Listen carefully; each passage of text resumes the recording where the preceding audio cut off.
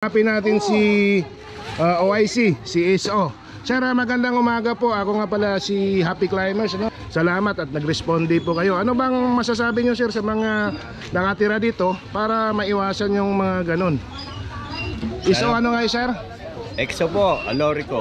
Si ISO Alorico ng Barangay 178, ano? Morning Sir, po. good morning po, sir. Konting panayam lang, sir, at bigyan nyo kami ng awareness para ma-aware naman yung mga nakatira dito at isumbong nila sa mga kinaukulan kung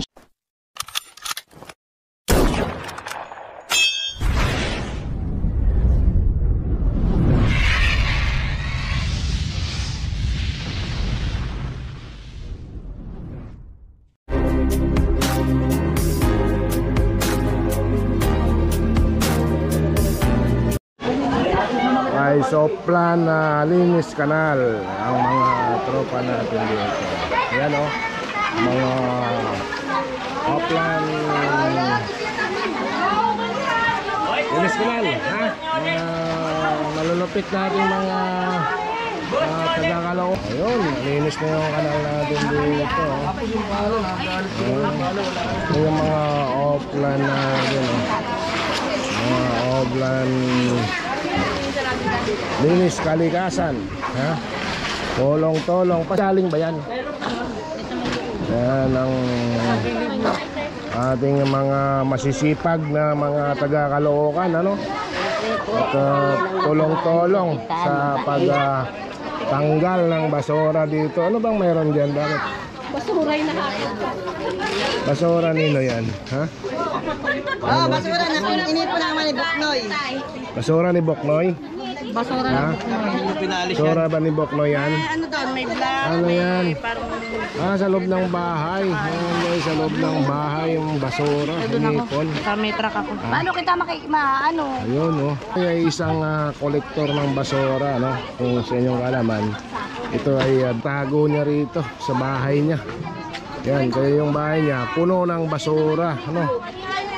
So ngayon, pumunta rito yung barangay at nilinis naturang area, ano? Ano, napakarami. Marami pala yung laman ng basura sa loob ng bahay. Ha? Ano ba talagang layunin nito na bakit tinambakan niya ng basura yung kanyang loob ng bahay? Wala na ba? Bakit? Ano Tama ba rin, ano? may hakutin ba dyan? Marami ba? Marami ba yung basura dyan? Napakarami. Napakarami. Isang bahay na basura. Isang bahay na basura ni Boknoy ay kinuha na ng Mga equid. taga sa kayo? Barangay 178. Eco West program ng Eco-Aid ng North Caloocan, ano? North Caloocan to ng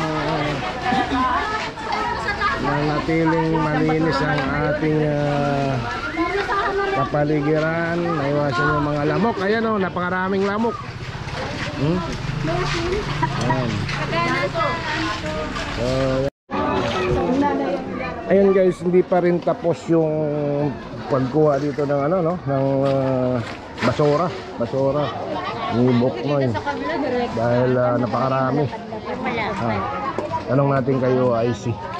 Kausapin natin si OIC, si ISO. Sir, magandang umaga po. Ako nga pala si Happy Climbers, no? Salamat at nag-responde po kayo. Ano bang masasabi nyo, sir, sa mga nakatira dito para maiwasan yung mga ganun? ISO ano nga, sir? EXO po, Alorico. Si ISO Alorico ng Barangay 178, ano? Morning Sir, po. good morning po, sir. Konting panayam lang, sir, at bigyan nyo kami ng awareness para ma-aware naman yung mga nakatira dito at isumbong nila sa mga kinaukulan kung sige-imbak dahil magdudulot lang yan ng mga dumi at mga lamok sa kapaligiran. Sa amin po may reklamo po kasing may tumawag sa amin na may nagrereklamo kaya kami nandito ngayon sa area nyo para tugunan yung reklamo. Kung una po ng aming kapitana Edita Bilabasbas ng kanyang sanggunian Andito po kami para tugunan yung inyong reklamo. Pakiusap po namin sana sa mga taga rito, huwag po silang masanay na magpatapon ng basura. Dapat dalay nila sa tamang tapunan para hindi nasasanay na nagtatapon itong tao na to. Sino ba yan? Buknoy. Ba't niya natatambak yung basura? Nagpapatapon kasi yung mga kapitbahay rito. Yung pala iniipon lang dyan sa sarili niyang bahay. Sa bahay niya. Eh siyempre, kukos yan na babaho. Dapat po iwasan natin na magpatapon ng basura sa kanya. Dapat tayo na magdala sa tamang tapunan. May araw naman po o schedule para sa pagtatapon ng basura. Kaya po dapat yun na lang po sundin natin para maging malinis yung kapaligiran natin. Ben, check mo ako kasya pa sa ano. Ayun na guys, narinig nyo yung Kasya pa sa truck yan. paalala ni XO Alorico, ano?